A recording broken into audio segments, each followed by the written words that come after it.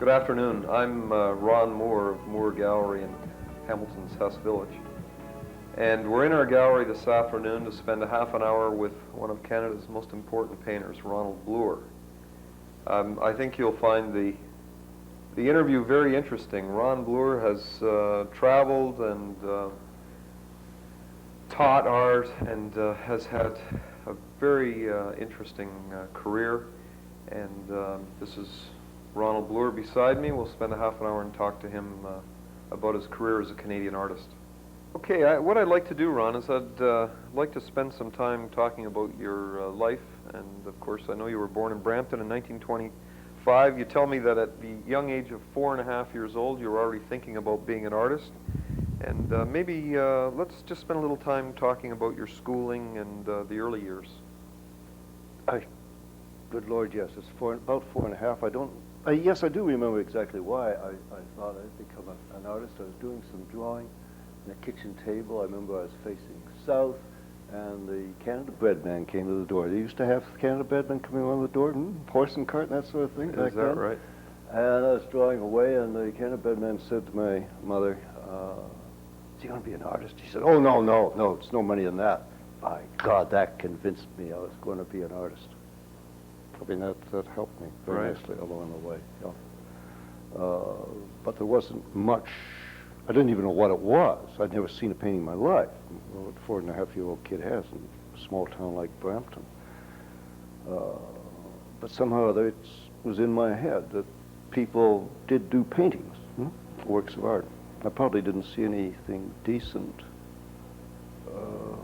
for many years thereafter, though I do recall as a public school kid saving me up my nickels and dimes and quarters, and would take the bus, the gray coach, down from Brampton to Avenue Road and Bloor Street and getting off and going into the Royal Ontario Museum. That was a nice big deal to be able to do that for a day.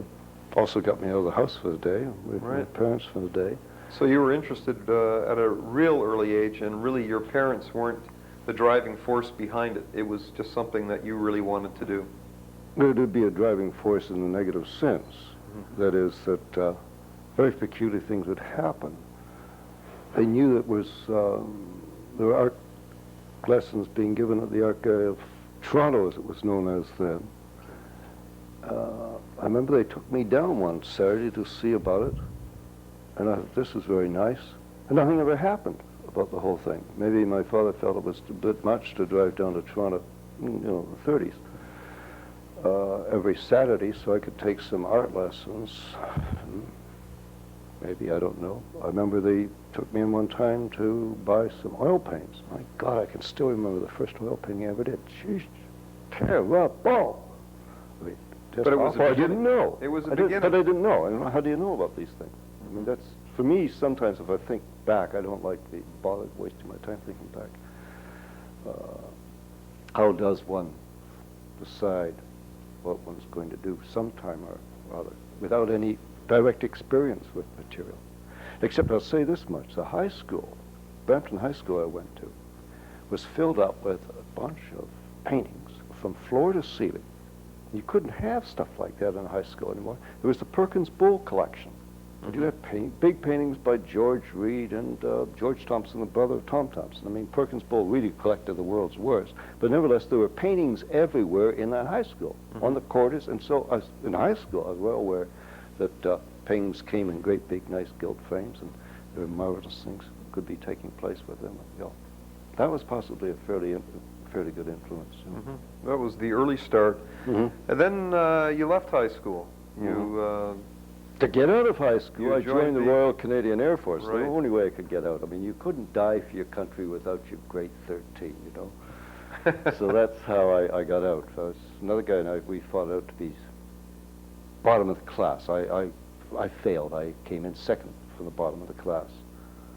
My colleague, who beat me by being the worst in the class, ended up with a PhD from Harvard in forestry. Is that right? So I have no, as a teacher, I have never paid any particular attention to the high school record of any student coming into me at university. Totally irrelevant. Because maybe you go to university, you've got a drive, you know what you want to do. Yeah. You don't have to take too many irrelevant things. And you go for it. Right. You're free at last. You're concentrating on things that are important. Yeah. You were in the U of T from 1945 to 1949. Talk a little bit about that. Were you started studying art history? You spent a lot of time, a lot of years studying art history. All my studying has been art history. I'm self-taught as a painter. Anyone shouldn't say that. I mean, you don't have to go to school to learn how to paint. That's right. I suppose. No, the U of T experience, 45, 49, in your BA, was marvelous. Good experience. It was on Department of Veterans Affairs. Everything was paid for. Being $60 a month. Very nice, but when saved up money from summer work, well, the work you get during the school year, and it was marvelous. And then on to New York. And on to New York to pursue more art history at Institute of Fine Arts, NYU, until I ran out of money there. And that was good. It was good. Really intense. German-American art history training. You researched everything, you found out everything you could about something before you said anything or wrote a word about it. They're quite different from other traditions in art history. And I ran out of money there, got a grad assistantship, and went to Washington University in St. Louis. And I must confess that I hadn't really thought about St. Louis. I thought Washington University would be in the state of Washington, and I wondered how I could make enough money to get from Toronto to Washington University, state of Washington. Fortunately, it turned out to be in St. Louis, and I could solve that distance problem. It wasn't so great. And spent a couple of years there, got an MA. The problem was I was switching around a little bit. My studies were all generalized. Working graduate work, you have to be able to concentrate, major, minor sort of thing. And I had been doing a lot of work in Chinese archaeology, and they said, well, there's no point in pursuing that because at that point it seemed like no Westerner could get into China to do any work there. So later I went to England to study with the now notorious Sir Anthony Blunt, 17th century French painting. And I'm afraid the only thing he liked about me were the pearly buttons on a red viola shirt I had one time. One learns to keep one's distance. So you've moved around. You've studied in Canada for a while. You were then in New York, and now you're in Europe. So that you've got to see quite a bit at the same time as you're concentrating on art history. Spent a summer in Belgium, Brussels, Antwerp, studying the works of Rubens. Marvelous, great, voluptuous, nude, day in, day out, gorgeous, marvelous. Yeah. That has nothing to do with, of course, the paintings that you're painting today. Well, I don't think we'll get into that one right now. Now, we spent a bit of time talking before we did this interview, and you were talking about the importance of travel. Maybe you could spend some time just telling us about the travel and how it's affected you and your painting, and how important it has been to you as an artist. Well, to me, fundamentally, the point of travel now is to simply see works of quality. They have to have touch, a base, as it were, of quality. Living in Toronto, I mean, what are your chances of seeing anything of any great quality?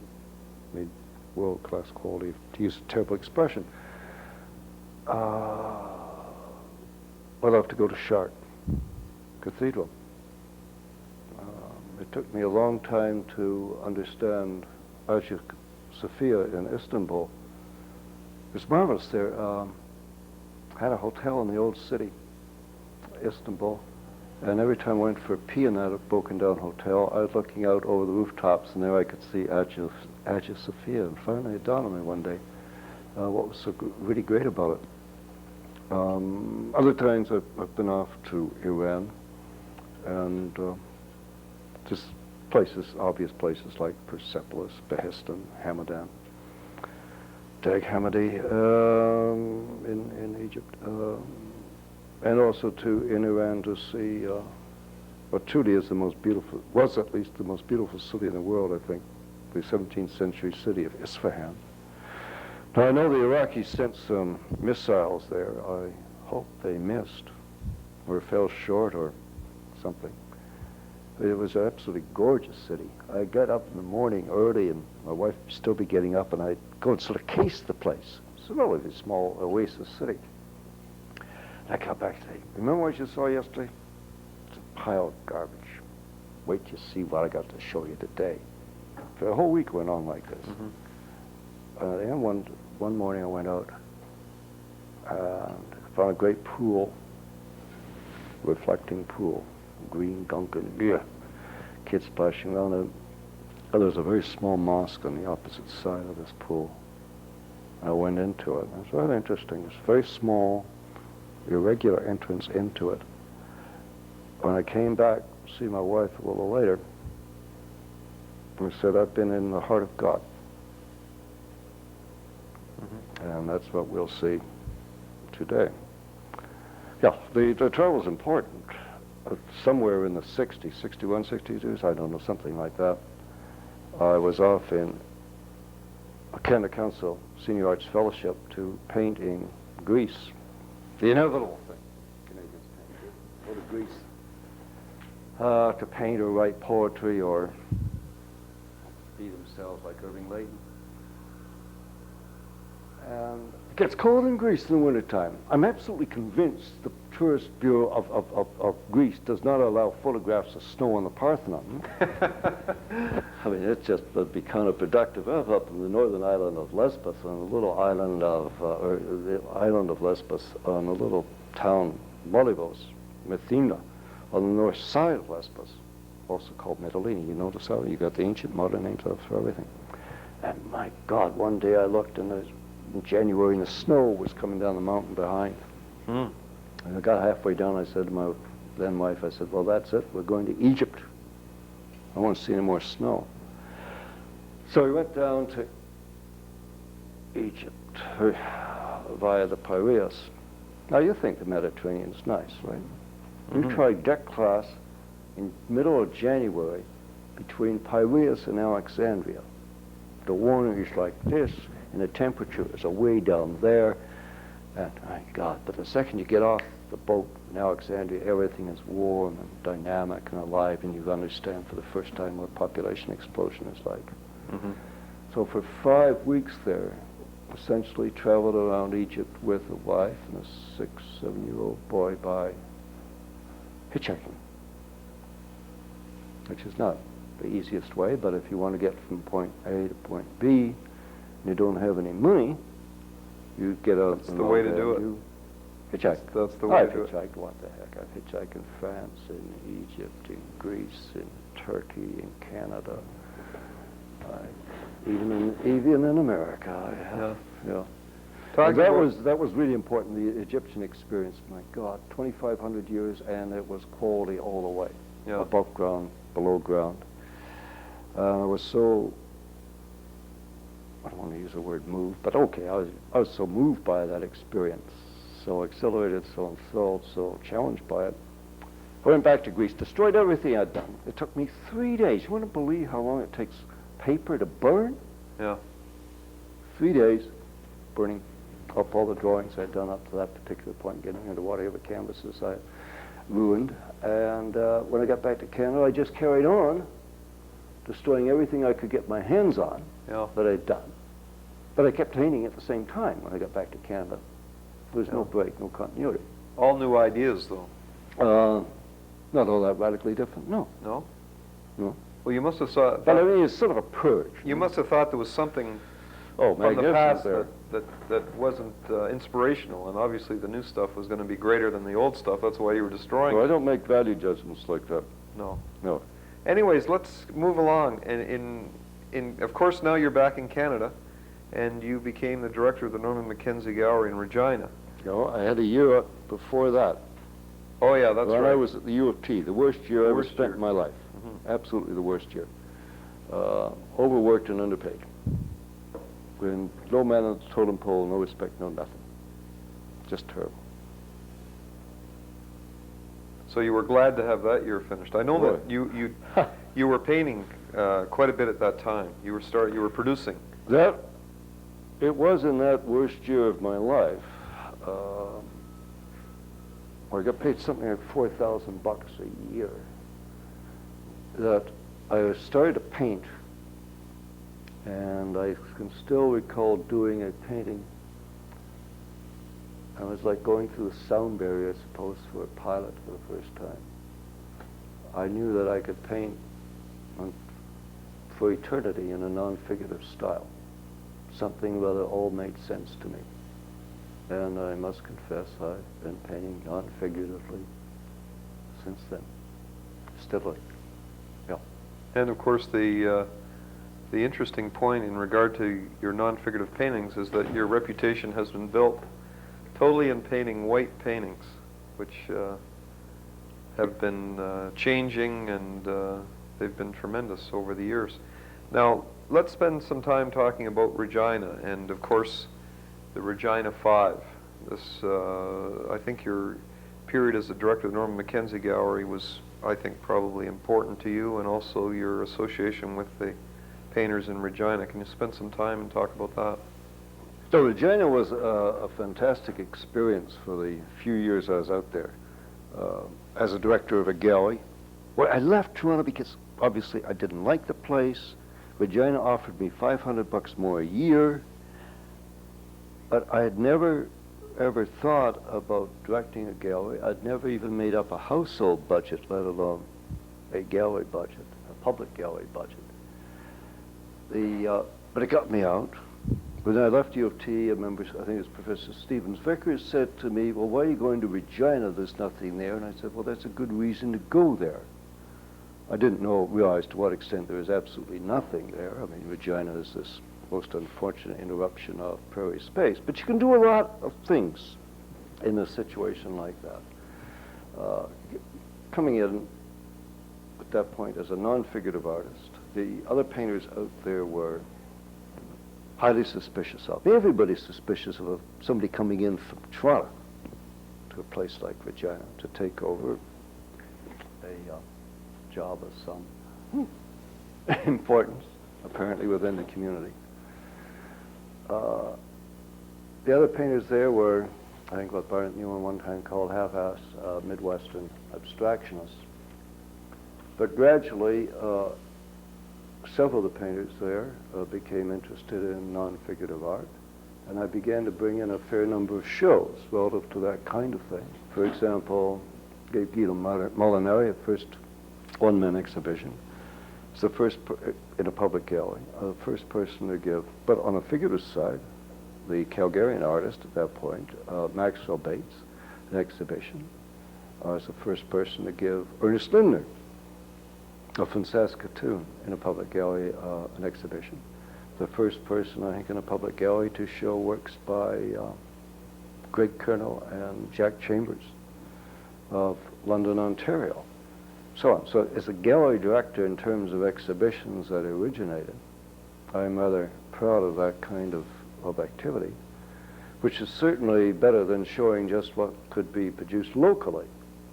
Mm-hmm. But then I was also aware of the fact that I was in a situation where there were some painters in town who really wanted to move, to do something beyond a local scene. I mean, Regina, Saskatchewan, that sort of thing, forget it. There's not very much there. And I bought, whenever I could, national exhibitions in. The National Gallery used to have biennales in those days, for example. And I'd bring that in. So the guys could see what the competition was in the rest of the country, whether it's Vancouver, Montreal, Toronto, or even Newfoundland with Chris Pratt. That was interesting. I bought in exhibitions that I felt would be of value to local painters, some of them. As a result, gradually around the gallery, and I think a public gallery has a sort of responsibility for the artist within its sphere of influence. Some guys began to coalesce. Doug Morton, Ken Lougheed, Art Mackay, Ted Godwin, myself. And we became unfortunately known as the in-group, but the gallery did everything possible to support these guys. Mm-hmm. Everybody else was excluded because they didn't have the vision, the drive to go, to make it, try and hit it. I think all of us out of that group have more or less survived, one way or the other,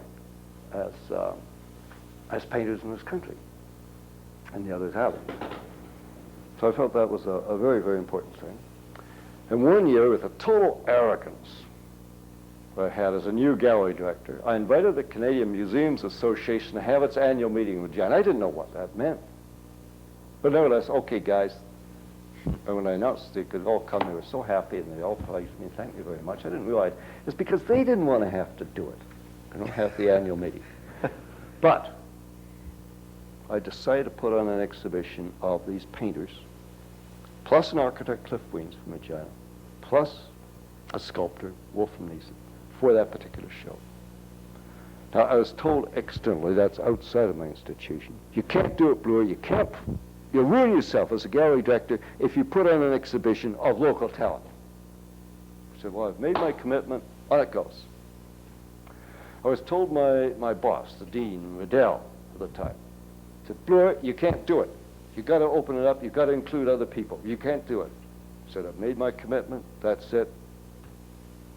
It goes up that way. Well, the exhibition was a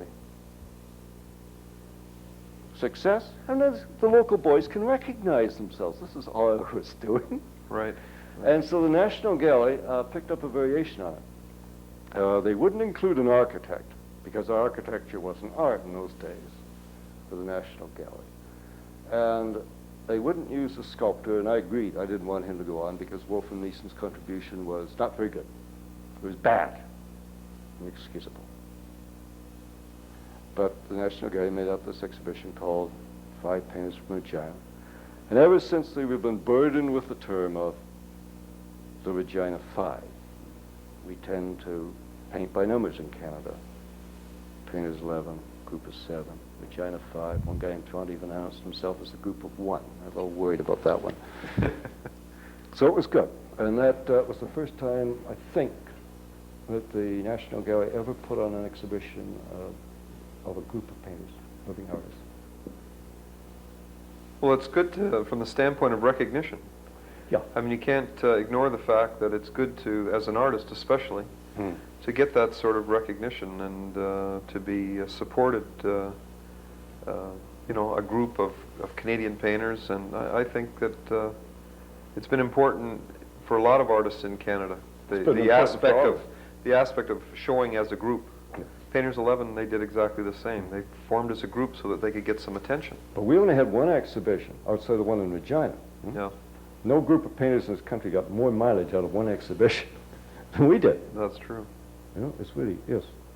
It's one of the minor miracles. But at that point in time in Canada, for example, I knew all the artists in this country on a first-name basis. There were so few of us. Mm-hmm. Now I meet them all the time, and I can't even remember the names. Right. 5 minutes after I met them. And it was vastly different in those days, so you have to be known. If you had the will, the drive, the energy to do it, even from Regina. So Regina became, it was Montreal, Toronto, Regina. You want to believe that? We knocked Vancouver off the map and nothing else got it. And constantly people were coming to see us, what we were doing, once we had that show. Well, it obviously had meaning, or you wouldn't have worked as a group as hard as you did. Yeah, but we didn't work as a group. We never thought of ourselves as a group. Mm-hmm. I mean, we might phone up and say, let's have a board meeting down at the Queen's Hotel. Mm-hmm. Which means sit down and drink some beer, starting about 4 o'clock or something like that, and one was always off to a meeting, as the secretaries all knew. But that's how, but we were also very, very close families. We picnicked together, partied together, constantly. We used to get bored by it, but on the other hand, we couldn't find anybody else. It was interesting. There was another point later. Of course, now you've moved back to Ontario, and in 1966 you were teaching at York University. And in the mid-'70s, you started to teach painting. Can you talk a little bit about that? You were mentioning to me that wasn't easy to be a teacher, of moving from a professor to teaching art. It was an interesting transition. Yeah, all my training and experience had been behind a lectern, but it's fine. You can get up behind a lectern, drape your arms over it. You can look 200 students, 300, 400 in the eye, collectively, as it were. You turn down the lights, you don't have to see, you can't see them anymore. You're flashing on your slides on the screen. And after 50 minutes, you walk out. It's contact with the student. It's terrible. Outside that, you could go read their essays, but that doesn't necessarily reveal very much, because you never know who really written the essay. And I was finally persuaded, I guess in the mid-'70s, to try teaching painting. Well, being a self-taught painter, I thought this was slightly cheating along the way. And I recall the first year was terrible. I thought I was a terrible teacher. But then I realized I had nothing but a bunch of really neurotic students. That particular first year was terrible. To go home, get a bottle of wine, drink it, and forget about it. I gradually got used to it. It's a much more intense and personal way of teaching. If you have 20 students in a class teaching studio work, you get to know them all in great detail. And you become sort of Father Ron or Uncle Ron. They come in, they talk about their other school problems, their boyfriend problems, their girlfriend problems, a triangle they're involved in, all that sort of thing. And you sit there and as well as try to get them to learn something about the process of trying to make paintings. I've always told them I'm not teaching you how to create. I'm not teaching you how to make art, but learn something about the process of trying to make art along the way. And it's infinitely more difficult to teach someone to learn how to paint a little bit than to stand up in front of a class and give a lecture. Much more difficult, because you're teaching them a language. It's like they're in kindergarten, learning the ABCs, but they're at university. But that's fine. I mean, that's where they're at, and may we not teach too much painting or art history in the high schools, as far as I'm concerned. But they got to start somewhere, and gradually they learn that they have a very, very complex language begin to learn. Every stroke, every color, every shape, every form, boom, boom, boom, boom, all these things. All the relationships are difficult. And to get them to see them sometimes, they'll say, but my mother likes it. I said, I don't care what your mother likes it. Why not? My mother didn't like what I was doing. She didn't know what I was doing. So what? I don't listen to these other people. I've been in the business since 1945. How long's your mother been an art critic? Yeah, that's an interesting point. The other aspect of this, too, is that as a teacher, you can't really prepare them for what being an artist, a professional artist, is all about. You were mentioning this to me the other day about the hours in the studio, you and your work. That's really what it is to be an artist today, to be a successful artist today. Well, you can spend all the hours in the studio and still not be successful. Yeah, many, I say in Queen Street West in Toronto, you see a lot of kids, and they're sort of trying to live the life of what they think the artist should be like. But you can't live the life of the artist on the street and be an artist. You got to be in that studio, working 8, 9, 10 hours a day. You got your stereo on, you got everything going. You don't have television. It's Spartan, it's dirty, it's program. But you're working. Then once in a while you surface and go out and have a few beers or what have you. With other people trying to do the same thing, but you don't waste your time during the day. It's hard work. That's really what you're saying. It is hard work. It is lonely work. That's something I always had to stress to my students. Look, right now you're painting at a collectivity in a class. There are 20, 25 of you around. But when you're out of here, if you're one-to-one, the old man isn't coming on to tell you what, come on, get up there and paint. Nobody else is telling you. You got to do it. And ultimately, you're your own critic. And if you're not tough on yourself, the world will be tough on you. It's as simple as that. You'll get nowhere. But it takes work. And don't expect it to come, that you're going to be an instant genius at the age of 22. When you see so many of the exhibitions around which you have 22, 23, 24-year-old so-called artists who live in a society which is one of the finest, undoubtedly, in the world, as if they're Christ going up to Calvary to be tacked up on the cross. The world is too much with me. And all they're trying to do is figure out how to get a few more bucks out of the see of the county council. And they've had no life experience. It takes a little while. Normally, I've said to many of my students, fine, let me know when you're 40. You're still in the business, then you got a chance of survival. But also, we also warn them. You got a class of 20, maybe 1 or 2 might make it. The attrition rate is terrible. I wish the attrition rate was that high in architecture. We wouldn't have so many bad buildings around. But I can't think of another area in which your chances of being successful are so minimal.